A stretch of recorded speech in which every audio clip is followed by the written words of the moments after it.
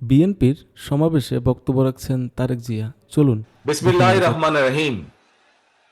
প্রিয় বাংলাদেশ, প্রিয় দেশবাসী, ভাই ও বোনেরা, আজকের এই অনুষ্ঠানের সম্মানিত সভাপতি জনাব মির্জা ফখরুল ইসলাম আলমগীর, মঞ্চে উপস্থিত নেতৃবৃন্দ, সামনে উপস্থিত আমার প্রিয় সহকর্মীবৃন্দ, আসসালামু আলাইকুম।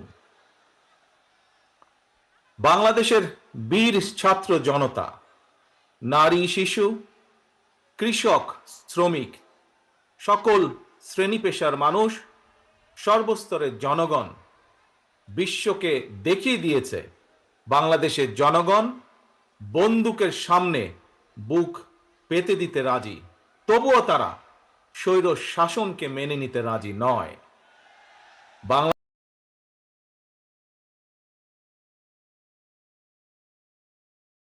বাংলাদেশের গণতন্ত্রকামী বীর জনগণকে জানাই আন্তর্জাতিক গণতন্ত্র দিবসের সংগ্রামী শুভেচ্ছা। প্রিয় ভাই বোনেরা, গণতন্ত্র প্রতিষ্ঠার সংগ্রামে শহীদ মৃত্যুবরণ করেছেন যারা, আহত হয়েছেন যারা, হাত পা চোখ হারিয়ে চিরতরে পঙ্গুত্ব বরণ করেছেন, দেশের গণতান্ত্রিকামী জনগণ আজীবন তাদের এই আত্মত্যাগ এবং অবদান শ্রদ্ধার সঙ্গে স্মরণ করবেন। হতাহতদের প্রতিটি পরিবারের প্রতি অবশ্যই রাষ্ট্র তার যথাযথ দায়িত্ব পালন করবে বলে আমরা বিশ্বাস করি। লাখো শহীদের বিনিময়ে অর্জিত স্বাধীন গণতান্ত্রিক বাংলাদেশের রাষ্ট্র, রাজনীতি, শাসন প্রশাসন হওয়ার কথা ছিল government of the people, by the people, for the people. অথচ গত 15 বছর বাংলাদেশে মাফিয়া শাসন চালু করা হয়েছিল। দেশে বিদেশে পলাতক স্বৈরাচার বিনা ভোটের সেই সরকারের পরিচয় হয়ে উঠেছিল government of the mafia, by the mafia, for the mafia. প্রিয় দেশবাসী, এই মাফিয়া চক্র দেশকে সর্বক্ষেত্রে ভঙ্গুর করে দিয়েছিল। দেশকে সম্পূর্ণ আমদানি নির্ভর, ঋণ নির্ভর এবং পরনির্ভরশীল রাষ্ট্রে পরিণত করেছিল। মাফিয়া চক্র দেশের ব্যাংকগুলোকে পর্যন্ত দেউলিয়া করে দিয়েছিল। গত 1.5 দশকে দেশ থেকে প্রায় 17 লক্ষ কোটি টাকারও বেশি পাচার হয়ে করে দিয়েছে এরা। 5ই আগস্টের পতিত স্বৈরাচারের বেপরোয়া দুর্নীতি আর লুটপাটের কারণে বাংলাদেশের বৈদেশিক ঋণ বর্তমানে $100 বিলিয়ন বেশি ছাড়িয়েছে। বাংলাদেশে আজ যে শিশুটি জন্ম নিয়েছে কোনো কারণ ছাড়াই, সেই নিষ্পাপ শিশুটিরও মাথাপিছু ঋণ কমপক্ষে 1.5 লক্ষ টাকা। প্রিয় ভাই বোনেরা, মাফিয়া চক্র দেশকে শুধু অর্থনৈতিকভাবেই ভঙ্গুর করে দেয়নি, দেশের আর্থ সামাজিক সাংস্কৃতিক এবং রাজনৈতিক রীতিনীতিকেও ধ্বংস করে দিয়েছে। প্রতিটি সাংবিধানিক এবং বিধিবদ্ধ প্রতিষ্ঠান অকার্যকর করে ফেলা হয়েছিল। খোদ বিচার বিভাগকেই ফ্যাসিবাদের সূতিকাগারে পরিণত করা হয়েছিল। একটি রাষ্ট্র কতটা সভ্য এবং গণতান্ত্রিক সেটি দেশের আইন শৃঙ্খলা বাহিনীর আচরণে স্পষ্ট হয়ে ওঠে। কিন্তু মাফিয়া চক্র দলীয় স্বার্থে ব্যবহার করতে গিয়ে দেশের আইন শৃঙ্খলা বাহিনীকেও সম্পূর্ণ বিপর্যস্ত করে দিয়েছে। গণতন্ত্রকামী প্রিয় ভাই ও বোনেরা, অন্যায়, অনিয়ম আর অরাজকতার বিরুদ্ধে গণবিস্ফোরণে মাফিয়া চক্রের প্রধান দেশ ছেড়ে পালানোর পর দেশে মাফিয়া শাসন শোষণের অবসান ঘটেছে।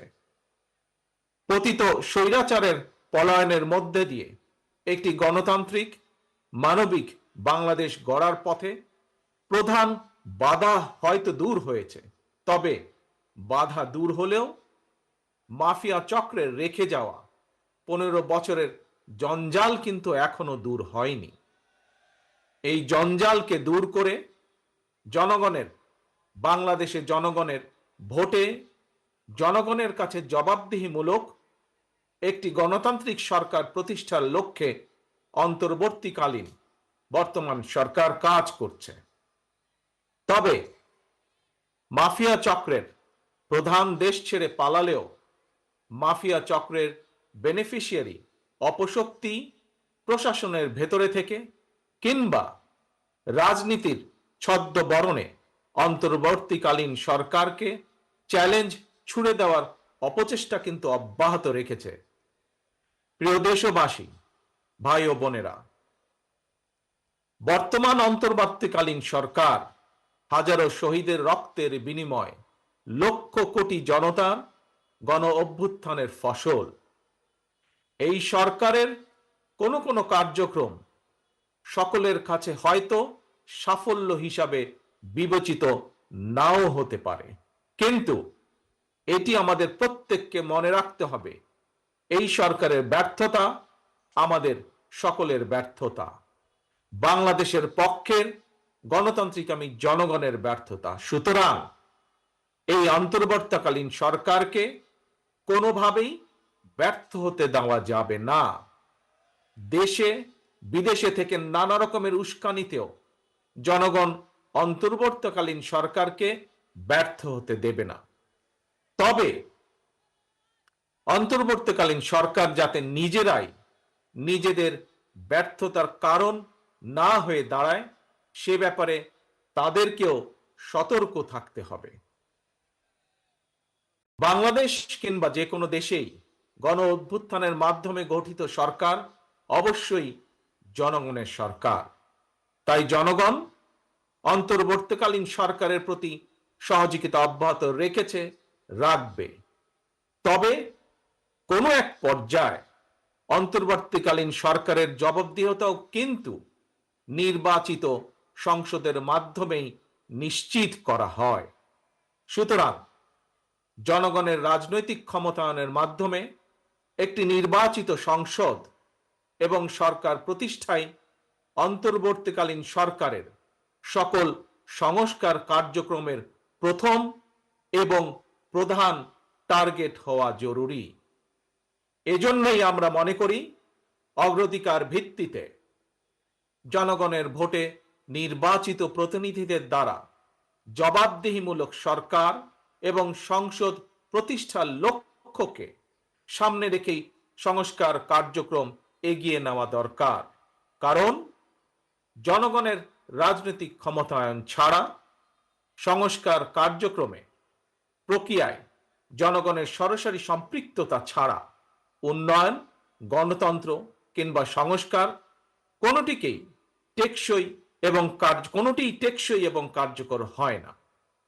একটি অবাধ, সুষ্ঠু এবং নিরপেক্ষ নির্বাচনের মাধ্যমে প্রতিটি ভোটারের ভোট প্রদানের অধিকার নিশ্চিত করে ভোটারদের কাঙ্ক্ষিত প্রতিনিধি নির্বাচন করার অধিকার প্রতিষ্ঠার মাধ্যমেই জনগণের রাজনৈতিক ক্ষমতায়ন নিশ্চিত করা সম্ভব।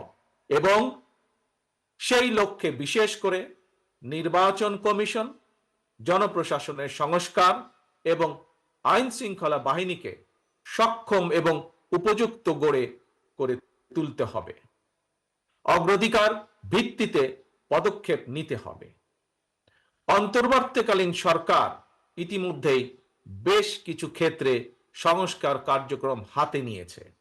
তবে আমরা মনে করি অন্তর্বর্তীকালীন সরকার এজেন্ডা সেটিং এর ক্ষেত্রে অগ্রাধিকার ভিত্তি নির্ধারণ করতে না পারলে গণ অভ্যুত্থানের সাফল্য ব্যাহত করতে ষড়যন্ত্রকারী নানা চক্র সুযোগ গ্রহণ করতে পারে এবং এরই ভিতর এর কিছু কিছু আলামত আমরা দেখতে পাচ্ছি।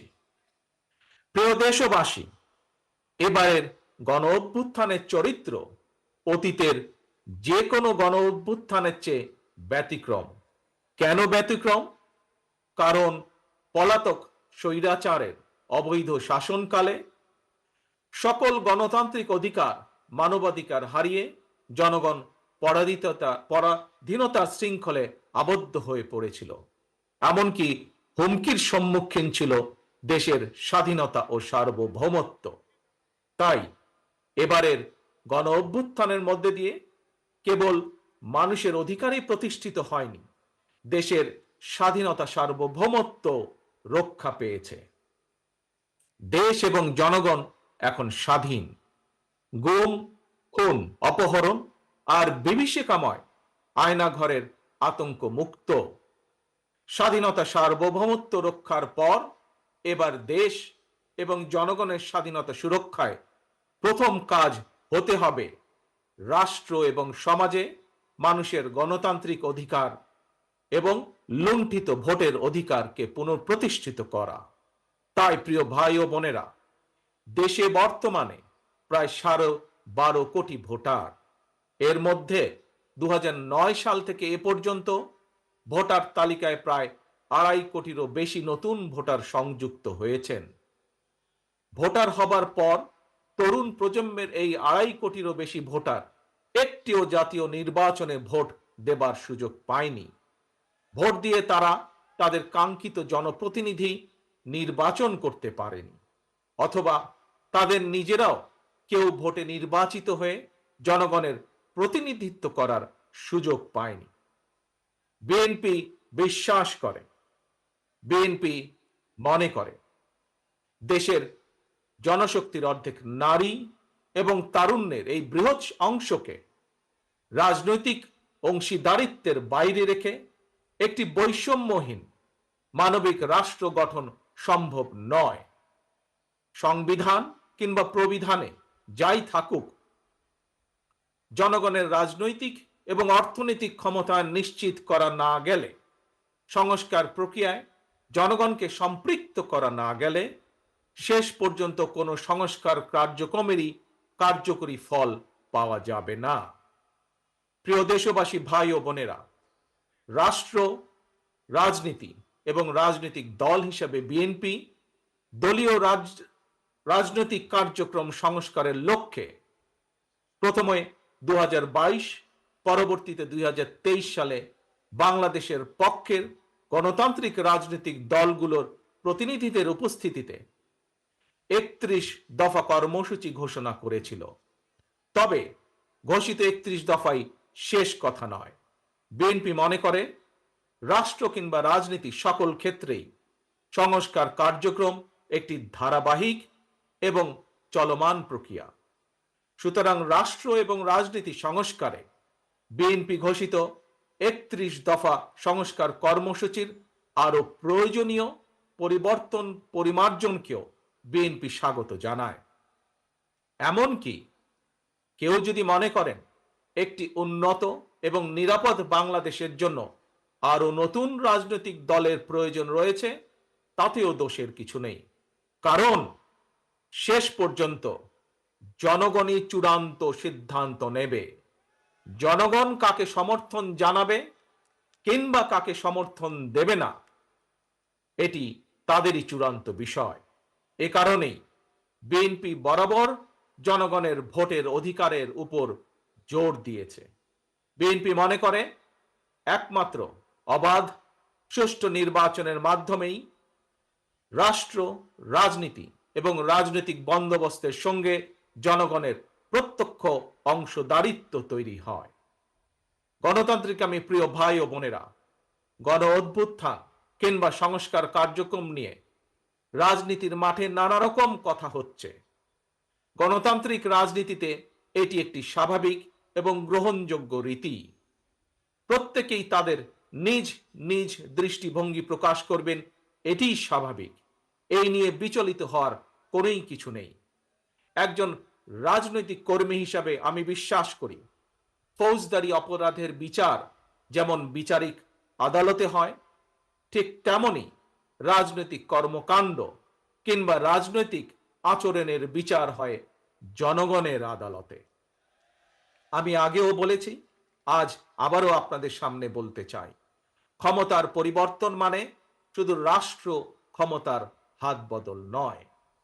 ক্ষমতার পরিবর্তন মানে রাষ্ট্র এবং রাজনীতির গুণগত পরিবর্তন। তাই প্রতিটি রাজনৈতিক নেতাকর্মীর মনে রাখা প্রয়োজন, রাজনীতির গুণ পরিবর্তনের জন্য রাজনৈতিক দলের নেতাকর্মীদের আচার আচরণেও গুণগত পরিবর্তন জরুরি। সুতরাং আমার আহ্বান, কোনো প্রলোভন কিংবা উস্কানিতে বিভ্রান্ত না হয়ে জ্ঞানভিত্তিক রাষ্ট্র এবং সমাজের নেতৃত্ব দানের জন্য নিজেদেরকে প্রস্তুত করুন।